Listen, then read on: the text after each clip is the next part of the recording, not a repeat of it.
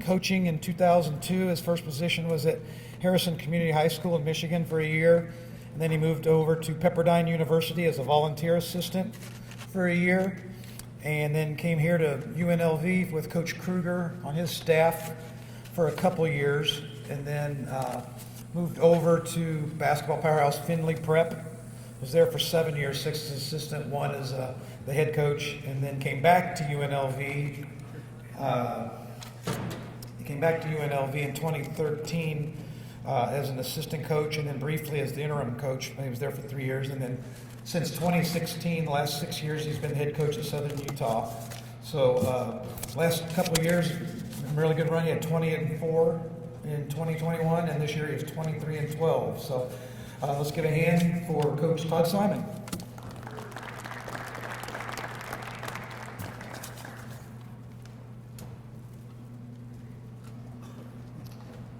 All right, well, thanks for that introduction. It's great to be here. This is quite an honor, quite a fun thing for me. I came from the high school level for a lot of years, and so all these, especially here in Vegas, I was in Vegas from 04 to 2016. So most of these things that came through Vegas, you tend to just go to every single one of them. Took a lot of notes, tried to learn from some guys. So now it's kind of makes it a little extra special to get asked to do this and be a part of it and maybe share some of the stuff that we've been able to do and kind of apply for our program. Southern Utah, we're down the street about 2 hours, 2:15 right up the highway, and we're kind of trying to build this thing a little piece by piece every year, get a little bit better. And we're going into year 7 this coming year, but my kind of journey as Coach said, we're just kind of started at the high school level and got a chance to kind of do it through the film room for Paul Westfall. Worked my way into Coach Kruger's film room. These guys were basketball savants. It was kind of the time to get a little bit of a education on how to do this. And for me, that was really how I grew in this game, was just through the film room, and then seeing how they treat people and going kind of engineering a career that way. Then from there, kind of went to Findlay Prep, and Findlay Prep was a prep school here in town. We did that for 7 years, but it was something brand new. We just started from scratch. So my background in this thing has just been different. So I wasn't a great player coming up in high school and all that. By the time I got to college, I realized I wanted to be a coach. So I started my coaching career when I was 20 years old and coaching high school and just put all my eggs in that basket. And so the progress was a little bit different, but being able to do the high school thing at the prep school level, I lived with 12 of the student athletes in a 5-bedroom house with my wife. And I did that for 5 years. And that changed the entire perspective of everything that we do. And so what would happen is we'd go to practice, and we thought we had this amazing practice. This was great. We got after them today. We got better, da-da-da-da. And you're sitting at the dinner table, and you start to realize everything that I said and Coach said and what they heard were 2 very different things. And all of a sudden, that practice didn't sound so good anymore. It's like, that's what you took away from this? And just those moments of actually kind of a 24/7 with the student athlete there for 5-6 years really reshaped my thought process on how to do this. Okay, and I think an ounce of motivation, an ounce of connection with these guys, an ounce of teaching it goes far more than any of the schemes and any of the tactics that we do. But if you have their hearts and you have their minds engaged and they want to be there and they're still enthusiastic about basketball, you're just going to get so much further ahead. And so that really reshaped everything that I did going forward.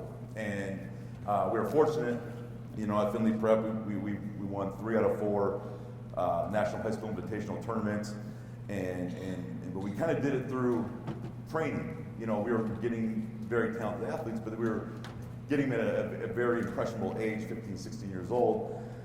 and kind of teaching them the work ethic, teaching them the mindset of how to do it. And the college level's been a little bit different than that, because you're not there quite as impressionable, but it sets a foundation. At the end of the day, basketball is still basketball, and I think we overcomplicate it sometimes. And so what we do, really try to be simple, but the first thing of everything that we do in the culture of our program is really trying to be enthusiastic, trying to get people that still want to be in the gym. Our seasons are so long. We started full-time practice at the end of September. We won 3 games in the College Basketball Classic, so we're still playing the last week of the season of the Final Four. So we were September to April. Okay, and then what I found, just in things that I found in my career that influenced, kind of our philosophy was, I remember being at GA, being in the video room in January, and the players, you're kind of half coach, kind of half with the players, and a lot at that point in time was just it had anonymous vote and say, do we want to keep playing or do we want to be done with the season? I think a lot of teams want to check out by the middle of January. This thing is so long, and the grind is so tough, and the highs and lows that it's just tough. It's taxing. So that really influenced kind of the thought process. Like, okay, how do we keep these guys engaged? How do you continue to build something that's going to be interesting and exciting for the players, so that there's still enthusiasm in February, March, as opposed to seeing there's a light at the end of the tunnel. The light at the end of the tunnel shouldn't be the end. The light at the end of the tunnel should be winning a championship. Okay, and then, as I got to about middle of my second year at Southern Utah, we were bad. We were bad. So there was a 4-year span where we averaged 4.5 Division I wins. Right, it was just the program was struggling, and after being the interim head coach at UNLV, took that challenge on and said, let's take what was over that period of time the worst Division I program in the country, and try to do it just like we did with Finley Prep. Let's try to do it our way and see if it'll work. And we're pressing hard. Everything was overcoached. Watched way too much, just threw hard work at everything, right? And then about a year and a half into it, stood at the top of the arena, and I saw guys working hard, doing this, and there was no life to it. There was no life to practice. There was absolutely, just everybody in the room just absolutely tense and just trying really, really hard. I was miserable. Everybody's miserable. Correcting everything, coaching our tails off. And at that point, I got to say, either I'm going to turn around and not do this, or we're going to do this differently. And so at that point, we loosened it up and said, you know what? This is still a game, okay? And these guys still need to feel like this is a game. Okay, so what do I want to see? Like, what do I want to do out of this? You know what I mean? So, we're going to come to practice. I'm not going to major in the minors. You know what I mean? I'm not going to sweat, color this shoe. And I'm not going to sweat this. I'm not going to sweat this. And we're going to have enjoyment. We're going to teach more than necessarily just throw intensity at everything. And really, from that point forward is when we turned it around. And that meant, we're going to celebrate. All of a sudden, it was, we watch film. First thing we do in our closed door scrimmage, if there's a big play and a guy doesn't stand up on the bench, we talk about it for 5 minutes. Here's why this is important. Video guy, manager at the end, trainer. We just had a big play. Why aren't we celebrating that? Let's talk about that. So we're obnoxious. We're obnoxious. We celebrate everything. This is a game. You know what I mean? It's a game. And what's ended up happening is guys feel free. Like this transfer portal, we'll get guys and we'll be like, don't look back at me. If you miss a shot, don't look back. You're not trying to miss that shot. That's not a thing.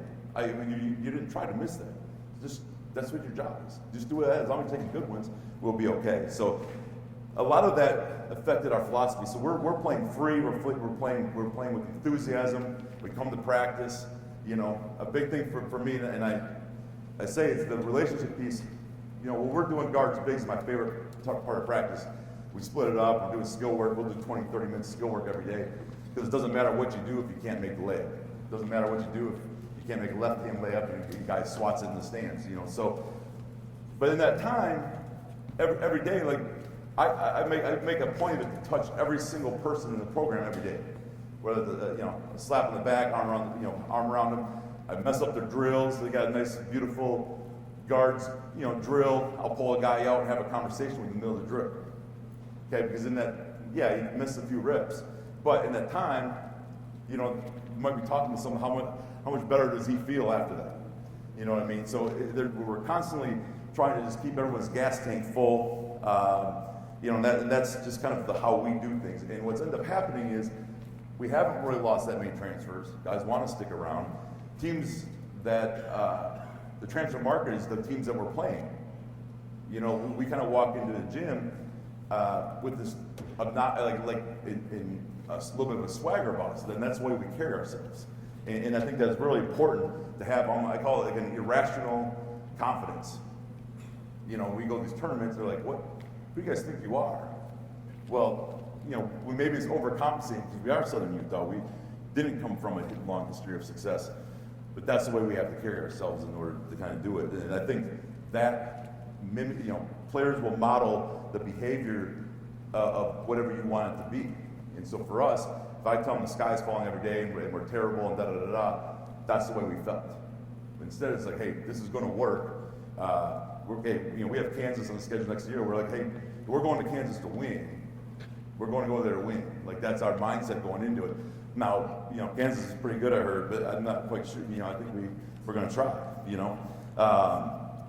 And the other thing, being a high school coach, from a philosophical standpoint, the minimum number of possessions in the non-shot clock states is 4, right?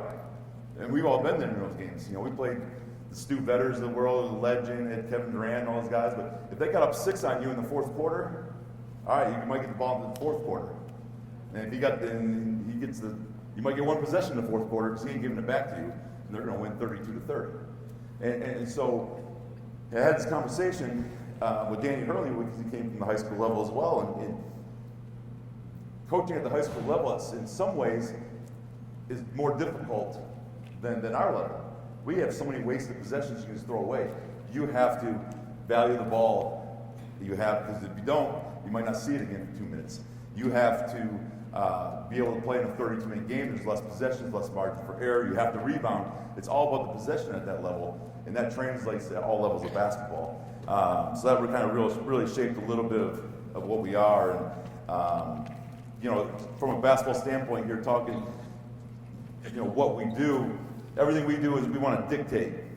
Okay, we want to dictate offensively.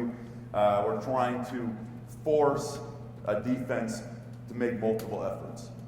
Okay, so everything that we're trying to do is based on that. Our skill work, everything that we're trying to do is trying to put pressure on the rim. Okay, we're trying to pressure the rim and force the defense to collapse. Okay, ball bursts are great, and we track them and do all these things. But at the end of the day, like a lot of times you're just shifting the defense, doing all that stuff, but it's not. But when you can touch paint, stuff happens. If you have a cutter to the rim, stuff happens. Otherwise, it's going to be a bucket, right? You got to protect that rim at all costs. Okay, that's where you score. So everything we're doing is to put pressure on the rim. Okay, that's first and foremost. And then we're just moving the chess pieces around to try to create a mismatch. We're trying to create advantages for us, basically to do that fact. Okay, and a lot of stuff we do. We say all the time. Our offensive success, you have to take care of the ball. That's the first thing. You can't turn it over, or you have no chance. Okay, and then ball movement is another one of our big things, and paint touches. We try to do things in threes. I can't remember things beyond 3, so I can't expect our players to. So if we just kind of do it that way, everything kind of makes sense to them. A couple of things like, for example, our goals before we even get into anything for every game, they know we want 12 or less turnovers. We want to shoot. We want to make more free throws than our opponent's attempt. Right? That's kind of our gauge. Are we attacking hard enough? And then obviously our offensive rebound percentage. But there's so much of how we practice plan is based on our philosophy and our culture. Every year we're toward the top 50. I think we were 12th in defensive rebound percentage this year, and we do no rebounding drills. Like maybe we did one this year when I got upset at an effort, but we don't do it. We completely eliminated them from our deal because it said, wait a minute, from a culture standpoint, every single shot that we take in a live setting is a rebound drill. Why are we wasting our time beating each other up and guys getting black eyes and doing all this stuff? Let's just enforce it in every possession. So we have myself or one other coach just literally does that, and then we chart it every. So a lot of what we do is accountability, and literally we break down the film. You have one coach that does rebounding accountability. If you're an offensive rebounding guy, did you go 80% of the time, make an effort to go? If you're a get back guy, did you get back 80% of the time, make a go? And if you're a blockout, did you hit your 80%? If you don't, like guys just know, we post it on the little board and they walk in. And if you didn't hit it, and this is only in the live 5-on-5. If you don't hit it, you owe me a sprint. With one length. Doesn't really make a big difference. Somebody have to do 6 of those to start practice. It's barely at full speed. Does it really make a difference? No, but they don't want to be on the board. And so what's happened is guys just hit that 80%. Now it becomes a habit. Now we don't have to do the drill, and now we're always good at rebounding. And we play small. We're 6'6" at center sometimes, 6'5", 6'3", 6'2", 6'1", and every year we're top 50 in it because guys just know they have to do it. So those are the things, some of the ways that we find efficiencies. So now we can spend that 10 minutes per day times 5 days a week or whatever it is. All of a sudden that's a huge allotment that we can build out a mousetrap. I can spend that time now on offense. Okay. Just some of the things other things that we do in our practices. We'll have a daily captain. Okay, and that person, get somebody to the gym, organize a team activity, whatever it is. Then the next day, report back, what did you do to make this team better?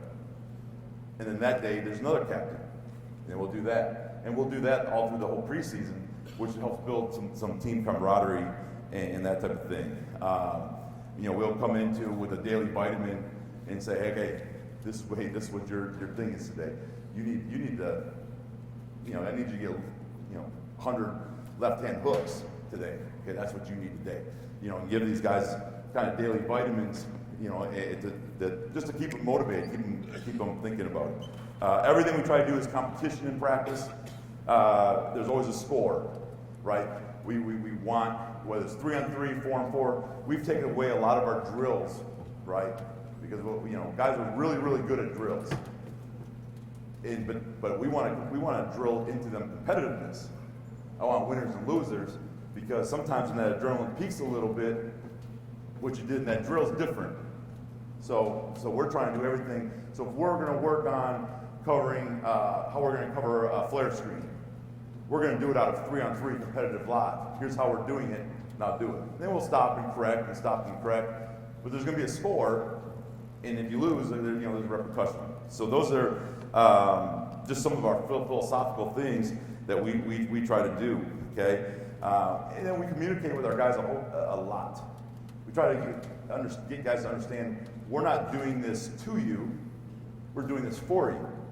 You're not choosing to come to practice because you have to. Okay, it's something that you want to. And so if a guy's 5 minutes late for weights, the door's closed. You just don't get to go to weights, and you didn't get better today. And trying to create that mindset where it's like you just hurt yourself. I'm not going to go chase you down for that, but in the end, you just hurt yourself, and you're going to make it up another time. But that's how this is going to work. So try to get their mindset that they're doing this for themselves, not for us, and that the discipline is really we're trying to change behavior. It's not a punishment. Okay. So what we're trying to do is create indecision in the half court. Trying to create indecision. We play fast. Everything that we do is trying to, first we're running on everything. That's our first priority. Okay, we're trying to get the ball up 20, we want everybody across the floor in 23 seconds, 1 through 5. 24 seconds, we should almost be kind of in our actions already. And the most points per possession. This year we weren't efficient in transition, but at the end of the day, our points per possession are still more than you'll ever get in the half court, right? So that's all we care about is the points per possession. So we're trying to push. We're getting it up. We're running on makes and misses in the half court on defensive rebounds. You know, we'll allow 1 through 4. This year our 5-man's actually gotten skilled enough. We'll just let any of them get it. We're not trying to come back to the ball. You know, like I always tell them, the rim's that way. Let's go that way with it, right? And so we'll try to get these guys skilled enough. Like, you know, some guys aren't that guy, but let's pick it up the sideline. Let's not circle back and do all that. So we're trying to run and in transition first and foremost in those first 10 seconds. If we can get a great shot, which we define for them, okay, we're not taking, you know, for us, we were in the bottom 5% of the nation in shooting, you know, mid-range shots. It's just not, you know, I love about basketball. There's a million ways to skin a cat, and it works for different people. But for us, that's not the one we want, right? Because I want to get to the free throw line first and foremost, okay? And secondly, I want to get catch and shoot threes off of paint touches. That's what we're emphasizing. So we've kind of taken that out of our offense, and then it's really forced guys to be a little bit choosy in shot selection, which is everything that we're trying to do. And then in the half court, now we're trying to create mismatches, indecision, paint touches, okay? And then late clock, we're in ball screens, right? Or we're scoring off of our triggers. So, which is what we'll cover here today. And that's kind of our overview of how we attack things. You know, obviously, everyone's trying to score, okay? But it's going to be for us. It just okay. How can we create a system that with the turnover? So it's kind of the origins of this are back a little ways. When we were at prep school, we have a new roster every year. Okay, we can't run all these timing offenses and double away, double down, do this, wait for this. It wasn't going to be practical. And now it kind of translates to our new college basketball landscape where rosters are turning over quickly. Everything that we do is pace and space as opposed to timing. Okay, timing is very difficult. Pace and space is a little more aggression oriented. Okay, so what we're doing in transition, we're going to try to get to our X's real quick, which is our corner.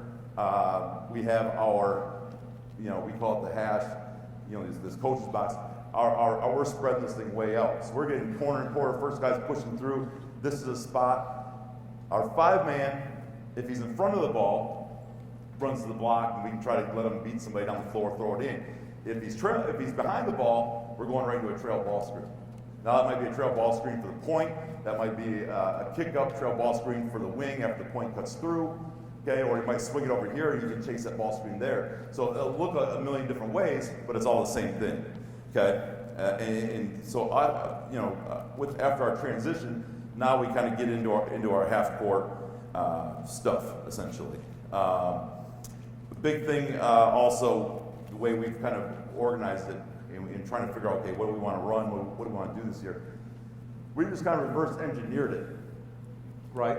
So I want to make sure we have a flare in our offense, right? So all the stuff that you have to spend time that your opponent does that's a pain, okay, I want to have a flex action in our offense because they're going to have to cover that. Okay, I want to make sure that we have a hammer screen. I want to make sure that we have pistol action, some X action. So we just wrote down, okay, let's reverse engineer this.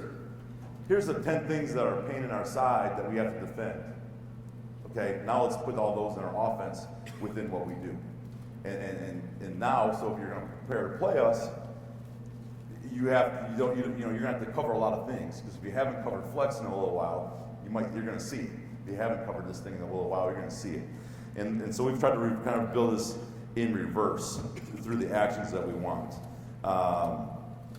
We talked about, shot quality. We can hit that next slide. I'll show you a little bit of how it's a little blurry, but essentially what we're doing, if you'll scroll down just to the bottom here, I'll kind of show you how we evaluate this thing. Okay, we'll do this for all these games. Non-paint twos, non-paint threes, paint touch twos, paint touch threes, rotate threes, transition offense, ball screen offense, screen actions, restricted 2, which is inside the charge circle. Block 2 is obviously kind of the post, edge drives. You can kind of see the hockey assist, 45 cuts, which is all of our cutting actions. And then we'll break it down at the bottom and say, hey, you know, if you scroll one more, just a little bit up, you can kind of see there. I'm sorry, John, scroll down rather. You kind of see, like in this particular game, we didn't have any no ball reversal possessions. You know, and guys just start to buy in after a while, right? Because everything that we're going to do is going to be accountability. They're going to see this and see it and see it. And they start to realize, like, oh, when we're not scoring, it's when we have no ball reversals or paint touches. And they start to see, here's the deal. You know, and we'll watch the film early on in the season and say, here's all of our third ball reversals. Here's all 9 times we scored 20 points. That looks like a beautiful game of basketball. Oh, here's all the no ball reversals and first ball reversals. That looks like crap, right? You know, so we pair this with film, and everything offensively boils down to your shot selection. What are you going to dictate, you know, for your athletes to buy into? And that's what this essentially is. You know, we just, there's no, with numbers paired with reality, it's not just me saying, hey, you know, you shoot all these bad shots. Here's what the numbers say. You shoot 22% from this spot. That's a poor shot for us compared to this. That's why I don't want you shooting that shot anymore. Okay? We get paid to have difficult conversations. That's what coaches do, right? Because everybody, you know, wants to do what they want to do, but you have to do it in the context of the team. You know, and I think the teams that, you know, better shot selection is going to lead to better floor balance, transition defense, you know, all these things that really, really matter on the defensive end as well. Kind of moving along here, and we talked about our situations. The way that we play fast, we play slow. The game changes within the game, right? So the stuff that we're running, we work on playing fast. But we pride ourselves in the last 4 or 5 minutes. If we have a lead, we're going to have to hold this lead. So we're going to drill this 4 minutes on the clock, up by 8. Here's how we're doing. We're going to get a late clock, middle ball screen with 7, 8 on the clock, and this is the shot that we're going to get. And we're going to have 3 back, and it's going to be very organized, right? And I think the game, just teaching how this game changes within the game throughout, you have to be able to play the different styles. You know, and for us, you know, we're flowing, right? That's kind of our deal. Everything that we're doing is 4 and 5 out, essentially. And we'll cover it in a minute here, but we don't want the rim covered, right? We've played with shooters, non-shooters. We give them different roles, but essentially we want that rim area to be an area that's causing rotation. And what happens for us, I don't like having that guy in the block. If we're going to post, we're going to run something to get him in the post. You know, I don't want him just ducking in, because I don't want that guy at the rim. I want someone to have to rotate, get their defense set. Our guys get on 2 feet, and that's part of where the skill work comes in. Everything that we do is off 2 feet. Okay. The only time we say, you know, 1 foot layup we're okay with is if you have a shoulder and hip advantage. If a guy's behind you and you're there, yeah, that's fine. But in the half court, I don't want that off of 1, because the guy ends up in the stanchion every time. He never gets the foul call, and it's 5 on 4 going the other way. You know, so we're everything off 2, and we teach the pivot series. You get on 2, we're kicking back, we're spraying opposite, or we're controlling the bump is a big term for us, and playing out of it. Or a lot of our guards, we're teaching not even get to that block, just get high paint. And you know, so much over driving in the sport. You see guys just drive down there. Wow, he got to the rim. Well, he got to the rim against 3 people, and there's 3 people down. It doesn't make it's not a good play. So we're just trying to get high. Some guys are just high paint guys, and it's okay. We'll define these guys. Hey, we want to get you into the high paint. You're going to create the same collapse, and now, you know, we'll get a floater. A lot of people don't like the floater. I don't like the 1 foot floater. Off 2, that's just a jump shot. But we call it a floater because they think it's cool, right? But in reality, it's just a little mid-paint jumper, okay? But, you know, it's just what you are. And we've just taken out You know, it's coaching isn't, boy, these are all the things that we want to do, and you have infinite time to do it. It's what can you get done in the time that you're allowed, right? And some of you only get them X amount of hours for X amount of weeks during the season. We have the same restrictions. So we just said, let's just cut out anything, you know, the next dribble jumper that we probably work on in practice was probably 8 years ago, right? You know, other than, you know, a 2-foot floater. You know, we just eliminate it. We don't have time, and it's not something we do. You know, and 1-foot finishes and advantage breaks. You know, it's like a lot of these things you're expected to do. Let's not waste our time on it. And so we've just kind of pared down to what our skill set is for our offense, and then tailor it to this. A couple of little things. If I can get 5 guys offensively out here, 1 through 5 for me. We'll cover a little bit. So our C action is our continuity, right? So we flowed out transition, right? We've got a guard running, and we don't have spots. We essentially have a 1, a 5, and 3 other guys in how we do things. So the first guy's down on either side. If we just ran transition 12, you're down in the corner. Okay, you're down in the corner there. You know, and for us, it's very important, like, to define what these spots mean. That's what we spend the first part of our year doing, because everyone hates the corner, right? I almost want to call it something else. It's like everyone had to stand in the corner in grade school, and we think this is the corner, like they're scared to go there, right? But what they do, and then they start creeping up here, and then we say, no, get below the block, right? There's a big difference between standing in Tijuana and San Diego, right? Well, you're in 2 different countries. Up here's a different country than there, right? We're trying to flatten everything out, right? And when guys start to realize how important these spots are, that's a big stage for our development, right? Mike Miller is a good friend who's played for the Heat, and he sat there and looked at a $6 million house in Miami and said, pretty good corner 3-point shooting house right here, right? I said, yeah, it's pretty good. But you can't get guys to do it. They don't want to stand in the corner. But that's important because we're trying to flatten the defense out, okay?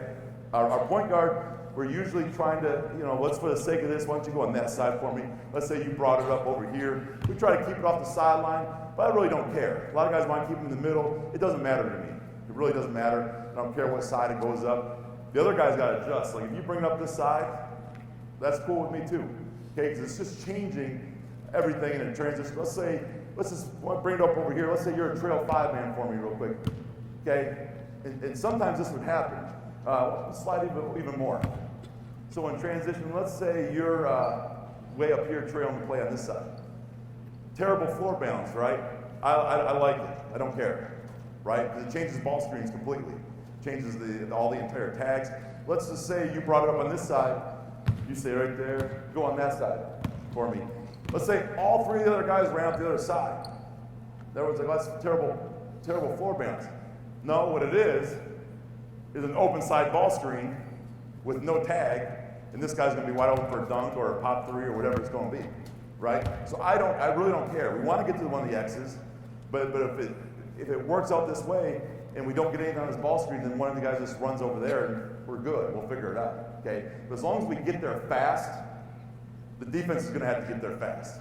And everyone runs back to the paint, and then we'll shoot a shot, 2 seconds in the shot clock, and that's a good shot. It's catch and shoot 3.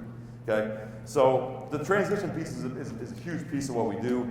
You know, a couple years ago, we were 3rd behind, I think, Gonzaga and Baylor in scoring. You know, because we're playing that tempo. Well, this year, I think we're top 30 or somewhere in there, 40. In offense, we didn't score as much. But we're trying to get up and score. We're going to try to get up and score as much as we can. Okay, now let's say we get to our spots. Give me a guy in the corner here. You're a trail, be my trail big. Okay, now we're in our C action. Okay, let's say we don't have any call and we're just going with it. Okay, we didn't get a ball screen. Let's say you ran to the block, you were ahead of the ball. Okay, you're going to flash back to the elbow. Okay, and now we're here. Okay, and we don't have a play call. We're just going. We just call it C. It's for continuity, essentially. Now, you got some decisions. We just try to keep this very simple. You got here, let's say you enter through the 5. Okay, you got essentially 3 decisions. Try to keep things in 3s. And some guys just do the one thing every single time, and that's okay. And some guys are cerebral, and they start doing all kinds of crazy stuff. okay? But you can pin down here, right? And then essentially, you can, now, anytime we get this action, okay, rim pressure, rim pressure, rim pressure, rim pressure.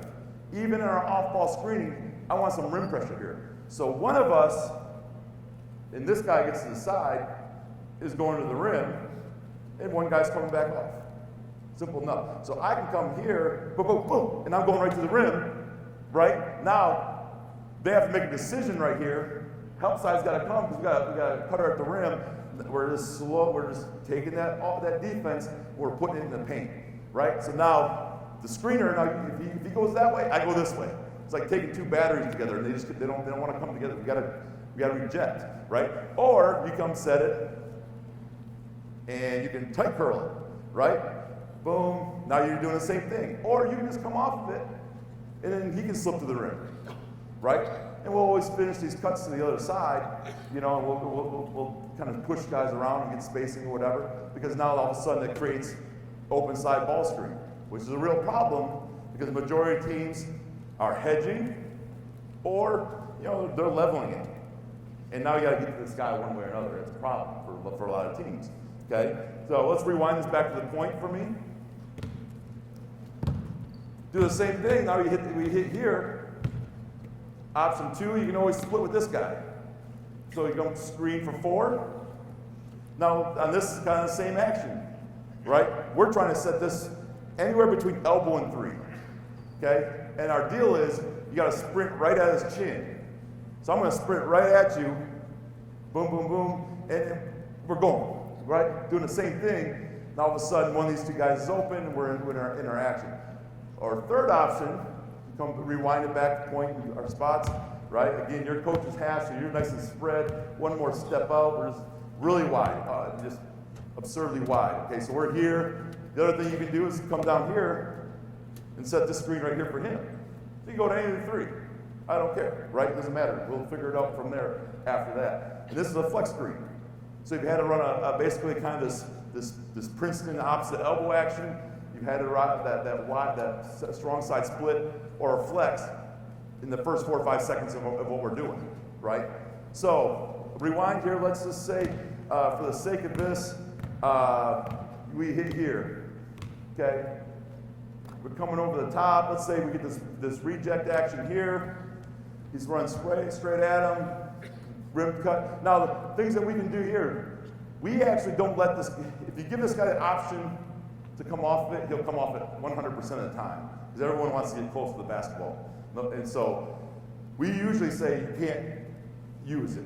Now, teams that start to scout it, then we will, but we're saying we can either go here, tight wrap, or straight reject, and you're popping back. So a lot of it's personnel specific, because a lot of times we want it back in his hand with his hands. But keep it for a second. Let's say you rejected it right here. Okay, boom, he rejects it right here. Now, freeze it there. Finish our cuts. We always finish our cuts head under rim. A lot of the guys that want to do this get you in trouble, right? It blows up your spacing. And the pass that we have, sometimes what I'll just do is tell our big, no matter what, throw it right here. The defenders always stop the cut. They hear, they got it right here, I'm in the clear. Then we'll just throw it super late. And I'll just tell this guy, like, hey, I don't care, just throw it in practice, I'll never get mad at you. I don't care, just throw it. And those cutters start actually doing it because they realize, oh, okay, there's free money right there, okay? So finish that cut, you're going through, you're just pushing him up to the next X. Now we're in our C action, we have a 3-man side, a 2-man side. So essentially, you're going to dribble at. This is we have 2 guys over here, and the ball, which we would constitute. There's going to be 3 guys to a side. There's a 3-man side action. Okay. So what we can do on this 3-man side, okay, the first thing we'll do, we'll just cut out the first guy. You're going to rim cut all the way head under the rim, and you're just dribbling at him, and you're coming up, dribbling for a dribble handoff. You're turning the corner. You're peeling all the way out. Okay. Again. We end up with an open side ball screen, a lot of movement on this side. Now, rewind this for me real quick. Again, there's a lot of randomness to it, okay? But there will also be games where we'll say, hey, this is a pack line team, this is a denial team, we're a denial team, hey, we're gonna back cut this every single time. Okay, or they're switching off the ball. If they're going to switch off the ball, we're going to flare it every time. Okay, so now the other things that we can do, we can back cut, which we just did. Second thing we can do is pin down. Boom, and that, hey, we're just throwing a fist up. He knows now it's a pin down. I'm coming all the way over. We want to get this handoff below the free throw line and then this outer third. Yeah, so you can make a choice. You can back cut that thing, you can tight curl it, or you can come off of it. If he comes off of it, you got your choices. You can pop corner here on these three-man sides or whatever. Now you just come off of it then. Okay, we got the same action and we're here. Now rewind one more time, I'll give you the last option. So we have back cut on the three-man side and then into an action with him. Okay, we have the pin down dribble handoff action. Or now you dribble that, you put your fist up, you're just telling him, he knows. So now you're flaring this thing. He's dribbling that, he's getting the flare, okay? Now you're coming at it, you got this action here, you can back cut after the flare, you can come off of it, you can throw it to this guy in the corner.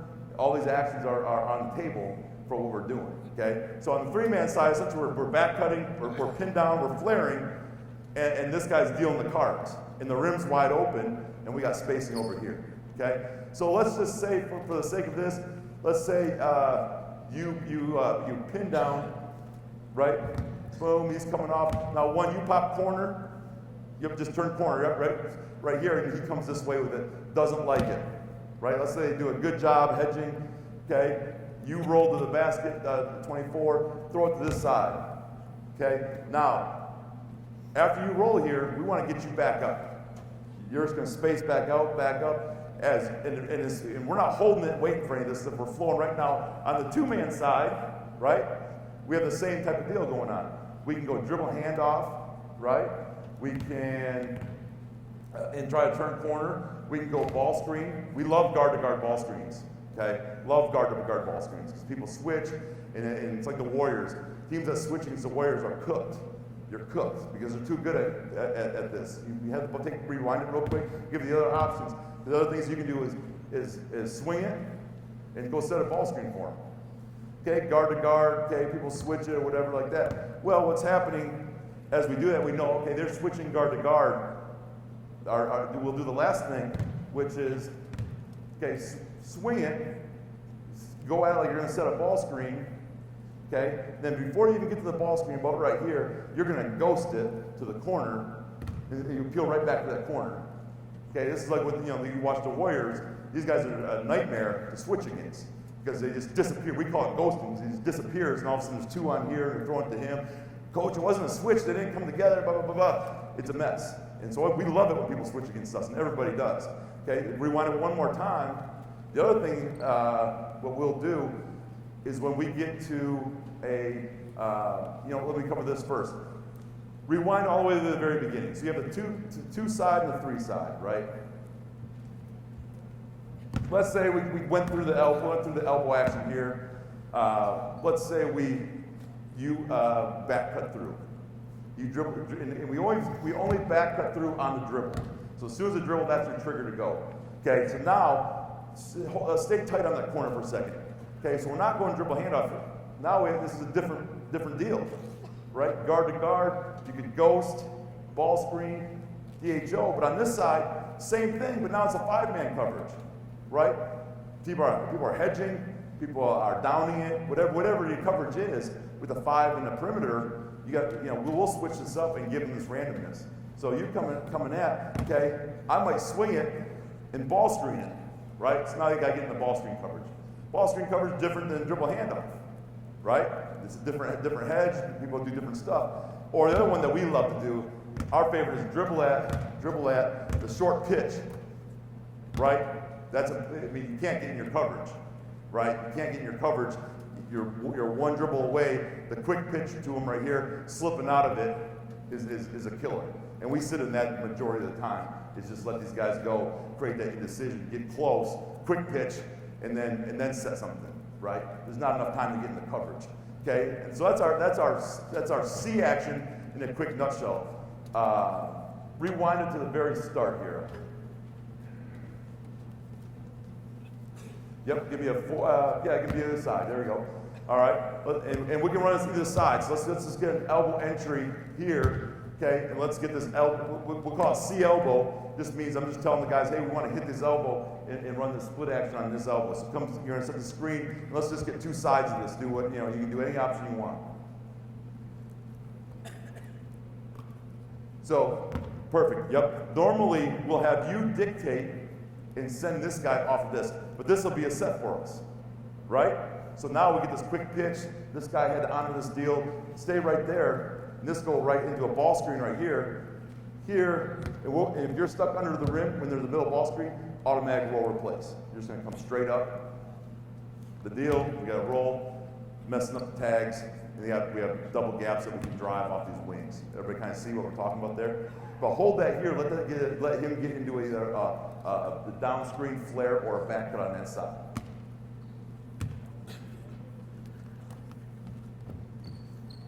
Good, coming off. Good, now dribble that. Good. You can come off it, you're fine. Now you're rolling, you're lifting, okay, yep.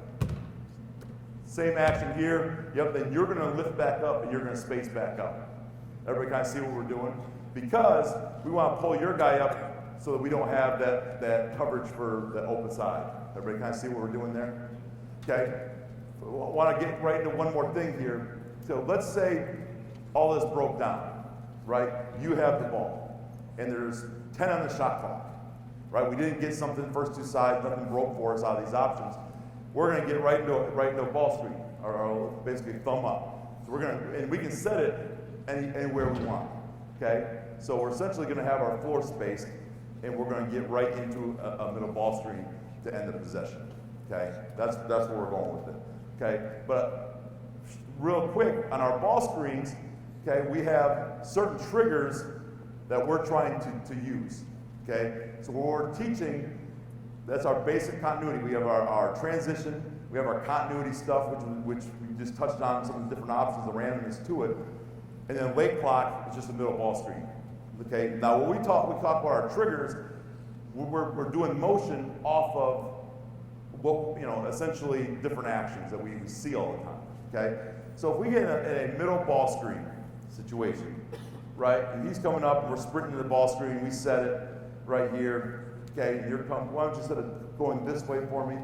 Okay, we come off the screen. As soon as he crosses shoulders, here's our triggers. This guy, you're gonna roll. Unless it's a prescribed pop, we're always rolling our 5. We have plays that we will pop, but we are trying to get a tag, okay? And we just teach these guys, you're just reading the tag. If they don't tag, right, if this guy stays with him in the corner, your job is to get the ball to him in some way. Whether that's dragging the dribble out, whatever it is, we'll teach that, right? And you want you to space out just a little bit more to that hash. Remember, we want you high and wide right there, perfect. Okay, your job is to lift. So as soon as he comes here, you've got to start lifting, and we'll lift very high. Because if we're going to tag this here, that's harder for me to get to than even here, and we don't want him throwing through the traffic. Okay, so we're going to lift that very high. Okay, so that's our triggers on this side. On this side, as soon as he's coming off that screen, as soon as those shoulders pass shoulders, you want to slide into that right here. Okay, on this side, I don't want this gap filled. Okay, I don't want guys sitting here, right? It's too much congestion. There's too much of a gap. Guys are great at really packing it in nowadays. Okay, so I don't want, if it's coming at the strong side with 2, we got the same options here. We can flare that, right? And you're going to the corner, and we have all that action, right? We can pin down, right? Same deal. We're moving these gaps now, and we have these guys out of here so that he has room to operate. Or we call a 45 cut, which what they do in the NBA. And you come off this thing, this guy's here, I'm cutting behind him, right? And this guy's got to honor it, and then you're lifting behind me.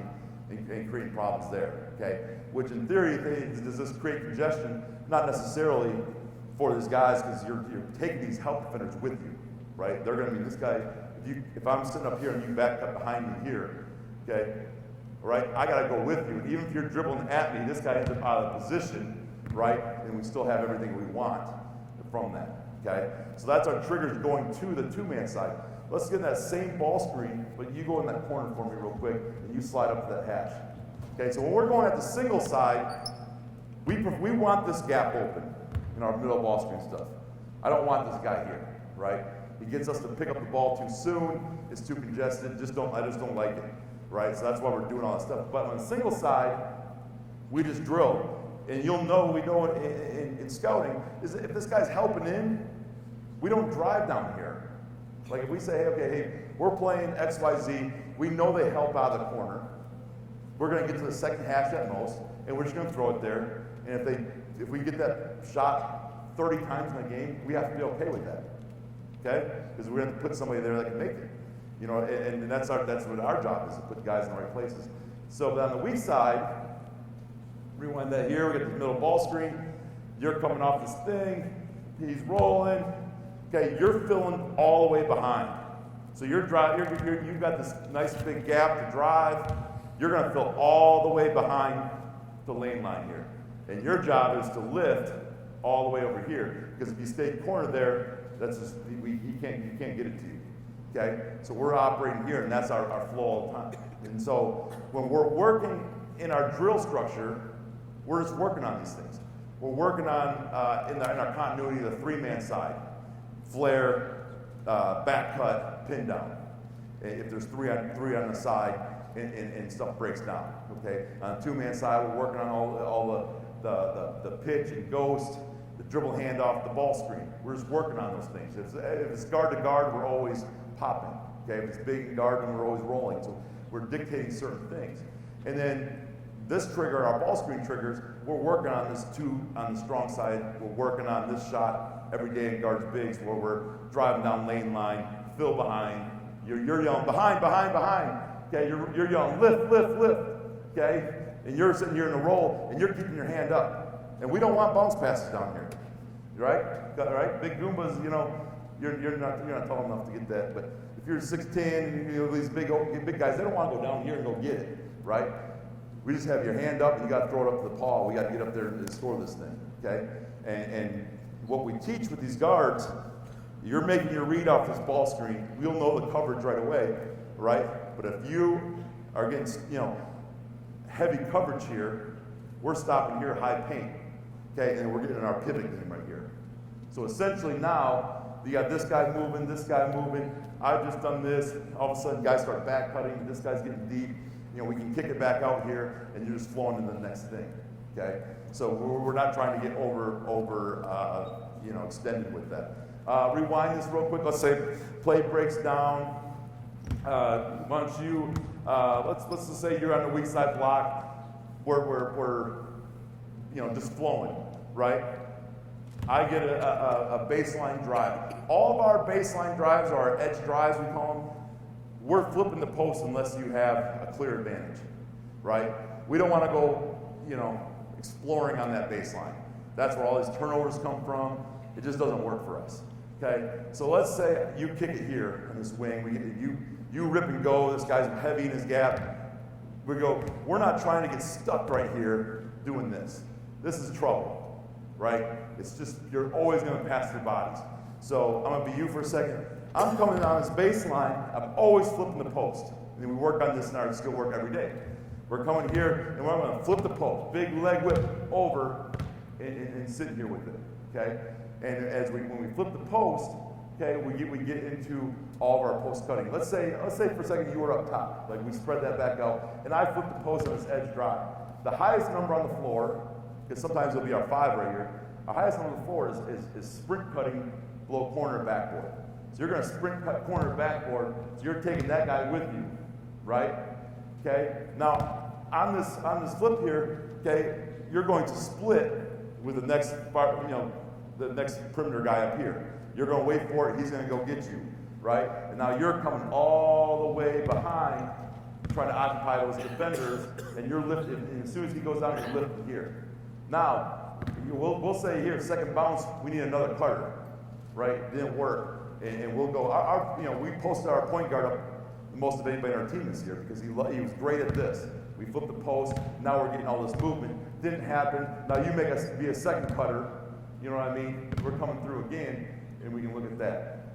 where we get really good is when we'll have certain personnel packages. Rewind to that very beginning real quick, okay? And we'll get a prescribed action here. Let's just say you were setting a step-up screen for me, and you slide up here to the middle. And I'm coming off this thing, right? I'm gonna be you, so okay, right? So I'm coming off, you roll as 5, or let's just say you pop, there's a held right there. And I flip this, come down baseline, don't like it, we flip the post.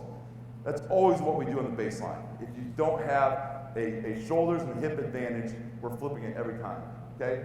Because, think about baseline out of bounds. Baseline out of bounds, you have to spend all this time guarding, because it turns the floor a whole different direction. Instead of you facing the ball and sitting in gaps, doing all this stuff, you have to face this way, okay? So we're basically doing that in live action, okay? So now, teams aren't used to guarding this way, where you're facing the rim.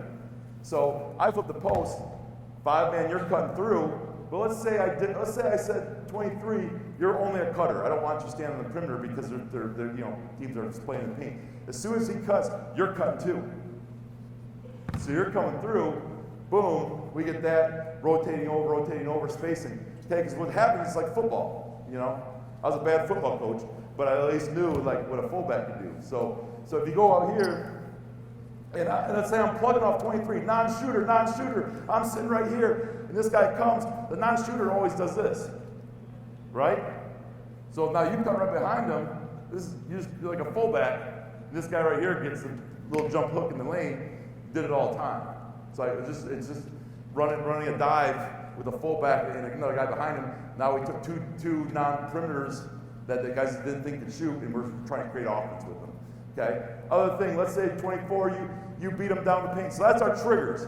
Flip the post, we get in our motion triggers, our diving, cutting, all that good stuff. Our ball screen, 2 on a side triggers, 1 on the side triggers. We're just working on that stuff, right, every day. So the guys know, this happens. There's a randomness to what we're doing, okay? But let's say you beat down the floor, you dribble over. We don't like to enter the post anything above free throw line, so we're always trying to get a little angle here. We throw it in the post. You can jump in. What we'll normally do, let's say, we'll push you through, right? Or we'll have you feed it and you cut through the corner. But let's say you pushed him through and you got the post feed, right? So, and we'll teach multiple post feeds, okay? Well, we got a big kid. We want him to give him the ball. Teams start 3-quartering to death. I'm okay with saying, you know what? Stand right here. We call it the pro post, NBA post. And you just, you'll give him some more space. Harder to 3-quarter right here, right? Because now if you start 3-quarter up here, you just dribble down. You're going to have a dribble drive to the basket. This guy's going to be screened. Or we turn this into a step-up screen and you go. Or we just get you the ball. And we'll put both toes to half, put this arm right here, and put this right here, put this little crease in your hand right at his chin, and we're going to be able to get that ball. You're going to get the ball to the guy we want because we're trying to get into our triggers. I don't care. I mean, obviously, we'd love to bury a bunch of guys here, but this is what it's going to take for us to get this catch and get into our stuff. We're happy with that. Okay? So let's say you got a great catch right here. Did a great job sealing. Boom. Right immediately. Highest number on the floor, you're going corner of the backboard, staying really, really behind it and outside the paint. You're just trying to keep, and then go butt the baseline, so that he has room to operate. And you're going immediately to split with this guy. You're waiting. We'll get the split. I don't even care where the split comes from, okay? And again, you're going. We love, on this right here, this reject. You can tight curl it, reject it, or keep coming off of it, right? And if he goes that way, same deal. You're just popping back up, right? We got that second cutter. You're lifting, and you have all kinds of room. We're trying to give this guy room, okay? Really, really simplify things, and we just simplify the skill set. Here's the 3 or 4 things I want our post guy doing. Okay, I don't need a Lajuan, you know what I mean? If we get down here, we're just winning the foot fight, but we gave you room and got all these people out of your lap by the triggers that we're doing off of a post catch. And so rewind this real quick. So we have our triggers and our flow. Things, C action happens. So we run C action. they start to get, we don't want guys to be mousing and made. Like, at some point, we want pressure on the rim, not just through cutting, right? So that's where a lot of these triggers come from. Let's say we're in our C action, we have a two-man game, guy turns corner, that's where these triggers come into play. I just know if a guy gets here, we're not all just standing on the perimeter. We already know, okay, highest numbers cutting, we got split action, we got going. Or we get a late clock, stuff broke down, it's a middle ball screen, we know where our triggers are at. We know a two-man side, one-man side, okay? Let's just say in the flow, you drive, let's say you're baseline, we had some cutting, you came here, you dribble drive middle. We're trying to get middle for pressure on defense, we want to get on two, right? We get on two, and I have this thing here, and you guys had just gotten some cuts down here. Again, we're filling behind, find these other X's, we don't want to stack on top of each other, we start spacing back out. Now there's some movement, all of a sudden they move, and you see a guy's numbers are leaning, we start back cutting behind it. Okay, one of the things that we pride ourselves on is being one of the better cutting teams in the country, and we just emphasize it out of what we're doing. Okay, so that's kind of our continuity, and then here's kind of our triggers for when stuff breaks down, because the majority of the stuff, especially at our level, they're going to take away your initial action.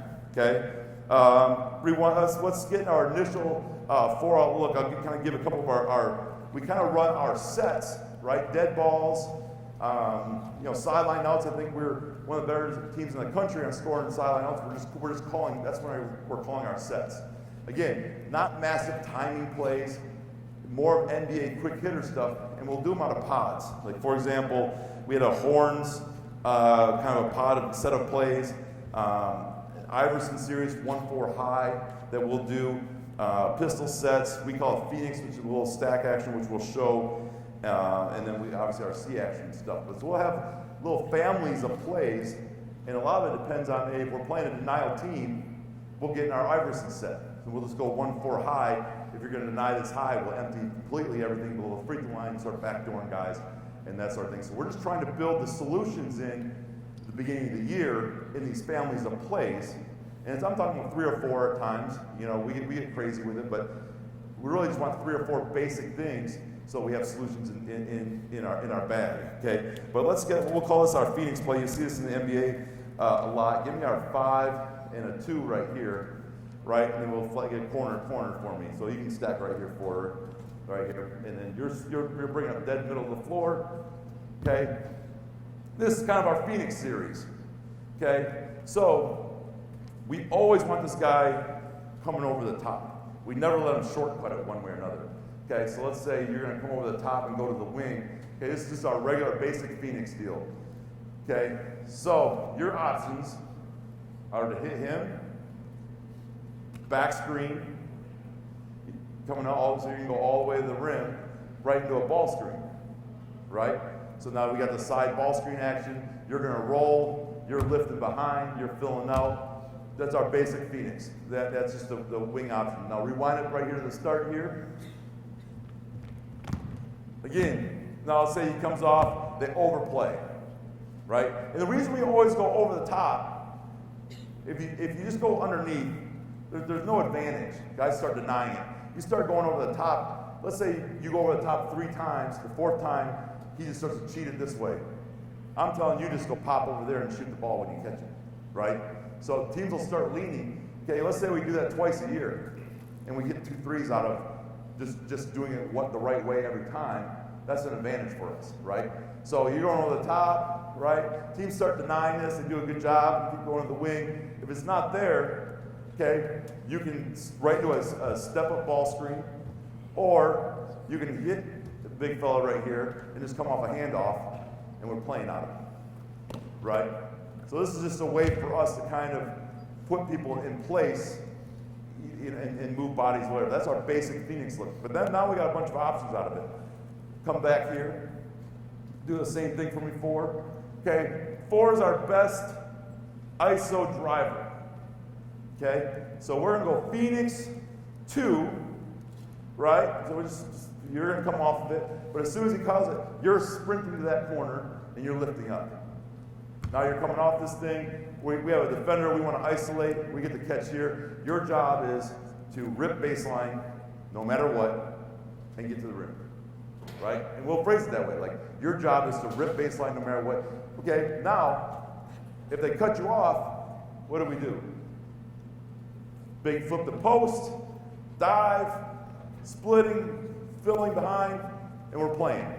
It's automatic, it's just automatic, right? So Phoenix 2, we're doing that. Now let's say there's not an ISO there. Okay, rewind it here. Let's say we came here, Phoenix 2, and they play it this way. They're sitting on that hand. They scouted us. Swing it right here. It's just you're going to be the first ball screen. You're going to be the second ball screen, right? So you're going to set one. Set one. It's just a double ball screen. Guard big. He's coming off, right? You're going to pop. You're rolling, and we're playing out of that. Okay. This is a great action for us because they mess up this tag. It's difficult because the guy's going from guarding the entry pass to trying to have to do this guy's tag man. And if you tag out of that corner, you just go to that corner with the pass. He's got an open shot. Okay, so this is a couple very easy sets that have been very, very good for us. Rewind this to an initial Phoenix action again. Okay, 4 is our best shooter. Okay, this is something we've had a lot of luck with here. You're going to tight curl, go over the top, tight curl all the way head under the rim. Right? So and now we're going to get this entry right here. Okay? Now, you're going to catch, turn, you're going to sprint by me, but I'm looking at this post up first thing. Again, I love posting guards. Right? We had a 5'10", $160 guard and against an all-conference guy, and we just said, okay, you're going to be Shaq for this conference tournament game. We're going to post their all-conference guard over and over. It's like I haven't posted my whole life. It's not that hard. You stand there and put your arms up, right? So he sat there and posted them, score, foul, 2 fouls on their best play. Like, you know what I mean? So we're going to put anybody we want in this little action here. But now that's not there. That's his first option. Okay, you're sprinting down. You're holding your post up, right? Okay, it's all about the setup. If I can guard, what makes this difficult is you're posting me up. I'm stuck. Right? Now you're gonna screen me, and you're gonna come tight curl around him for a 3. And then you're gonna turn and seal for a post up. Okay? All right? So what we end up getting, if we don't get the post up, is this little hand back here, and if it's not there, you just screen for me. I come off it, you roll, you replace. Okay? That's just like our Phoenix tight action in the middle of the floor. Okay, very difficult to guard just because of a lot of teams will end up helping out of these corners and we end up getting a quick pass and that sort of thing. Again, that's kind of the 3 best actions out of our Phoenix series. We call this our pistol. Okay, we run this to death. Give me, let's say our 5-man's right here. I'm going to clear you up to that corner. You're wing. You're high and wide over here. You're going to get to about the 3rd hash of above. Okay, we want this here. You're going to line up chin to chin with 24. Okay, that'll be you for a second. Okay, we don't mind this angle, right? Especially because this is a hard spot to deny. If they're going to deny this, automatic read, you're going to stay right into a ball screen. But if he's going to deny this, I just got to dribble off tight. He's got to try to get around from a denial to guard this, and then we have our simple actions off of that. Now, what we normally want is to get this catch, okay, coming off, dribble handoff on this action, okay? You be this guy here. On this end of it, we want our 4-man in the corner and our best shooter here, okay? This is just our basic pistol action, okay? But the key is right here, okay? Because this guy is not a robot. We start doing this, and they're worried about the shooter going in the corner. They start hugging there. Okay, now you got an ISO in the middle of the floor because they're also worried about this guy just came off his handoff, right? So we're just moving all these pieces, but if you can just drop step and take this guy in the middle of the floor, do a spin or a drop step, we're going to be good. Okay, so we're teaching how to score out of it. When we come off this thing, let's say you come off, as soon as he comes off shoulder to shoulder, hammer screen out of the corner. So I'm guarding 12, I'm here, you're going to flare me right here. 12, you're going corner. Yep, you kept it. There you go. Right? If this guy scrambles over here or these guys cross your face, you're just slipping right to the rim. Okay? And you're hold tight right here. We will screen away. If you give it to him, go screen away for 4. This guy's coming over the top, right? We'll pop you out of this thing too, and we have all these actions available, okay? That's kind of our basic pistol look. Rewind it to the very start. Okay, we will do this action, okay? We call this pistol 3. We want to get a 3 out of this, okay? So we'll put our best shooter in the corner. Let's say 12 is the best shooter right here, okay? We're going to go hit, come off of it, okay? We like this. We don't want to give it to him, though. You keep it because I want it with the big, right? You're going to flow all the way to that corner. You're going to set it for 12. You're going to set it like at the elbow. You're going to set it really low because he's going to force a chase.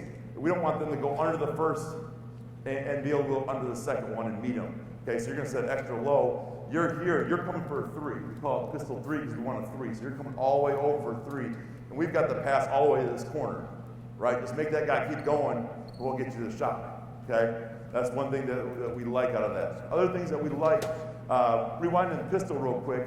Go back to the very start of this pistol action. So we'll go pistol 3. Coming through, you're doubling away here, you're flying all the way off of it, and we'll go right into a handoff with it as well, right? So now, turn a corner, roll, fill behind, spacing up. We got all that action, okay? One other thing that we'll do, I didn't cover, let's say you drove baseline, flip the post, right? Big fella's diving corner of the basket, right? You split with 23, he's coming across, space out, okay? Right, we'll just stay spaced on that, there you go, okay? And you want to stay out of the corner so we can see you, so you lifted, okay? We call it grenade action. I'm here, okay? Guy, let's say 23's man sitting at the elbow, I'm going to dribble right at his man. And you're in basically a uphill dribble handoff. Okay, so now you're coming after this thing, and I'm going to pitch, or you're coming tight, right? So if teams start to sag and really start to worry about our post-ups, we call it grenade action. We're dribbling out of the post at the defenders to get them to move, okay? All right, that's just one other grenade concept that we have. Let me see what else I can get here for you. Other ones that we like, point guard with the ball here, shooter, first screener, 5-man, second screener, 4-man, that corner, 2 is here, right? Okay, this is our best shooter. Okay, this is just kind of our twins look. We call it twins. So, we have 2 high here. What we're doing is creating very, very large gaps, okay, where he can reject, right?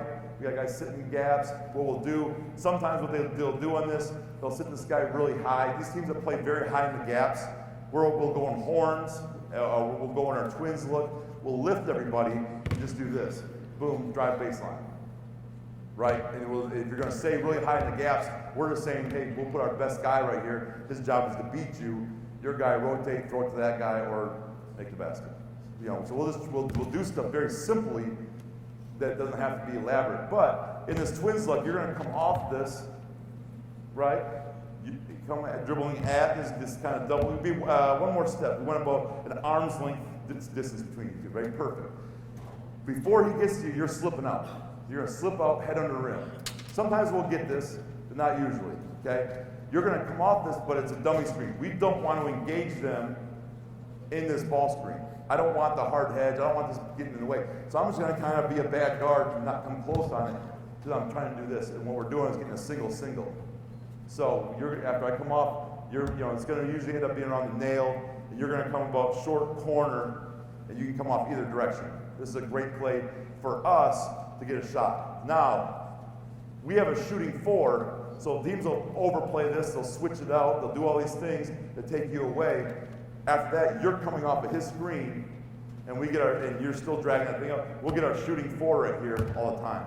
Or, big fella, they'll show on this, and you just slip to the basket. We've gotten this a whole bunch too. Okay? So that's one of our other staples in the half court that we'll use because there's a million options out of it. Okay? Or what we'll do is we'll get this ball right here, and you just flip right into a ball screen. Right? So now we're right in our ball screen action. You come off of it, he's rolling. Right? Again, we can be anybody on our floor. 2-man side, what are you doing on this? Your trigger is to fill behind. Your trigger is to lift. Your trigger is to play on 2 feet. Your trigger is to occupy defenders. A lot of times, sometimes we'll change up our role as well and say, hey, if they're going to shack it, play back, which is kind of a new thing that a lot of guys are starting to do, we'll say just roll into the defender, right? So if the defender's down here and I'm rolling, just go get in his way. Then your job is just snake it back, and we'll play with that. But we just want the contact in the roll. Hit this guy in any way, shape, or form. Okay? Simple enough? Yep. Thanks, guys. Appreciate it. It was good. Thank you. Thank you.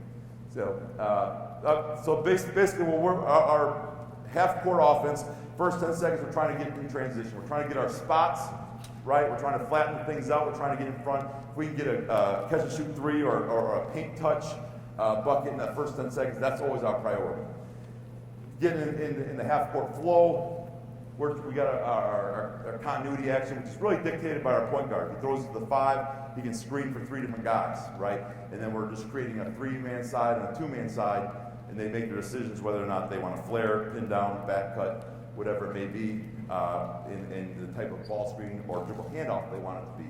So we're just giving these guys 2 things to think about at their position, and then the randomness comes from them just deciding what it is. And some guys only do the same thing every time, and that's okay, right? Because maybe his backup does something different every time. Okay, and then our quick hitters, when something breaks down, we have our triggers, whether it be flip the post on the baseline drive, our post touch, or our middle ball screen actions. Then we just playing off our triggers. Simple enough. So, all right. Well, I appreciate your attention and time. It's always good to share. It was great to see some of you all in the hotel and lobby and all that good stuff. But certainly, please say hello. Always great to learn. I always said that I think some of the most learning I do is going out and recruiting and being in junior college and high school practices. Okay, because I think a lot of the innovation starts there. And so I appreciate that for all you guys that are doing stuff a little different. I always love to hear from you. And my email's on the website. Would love to hear if you have anything that we can make our stuff better as well. So thank you.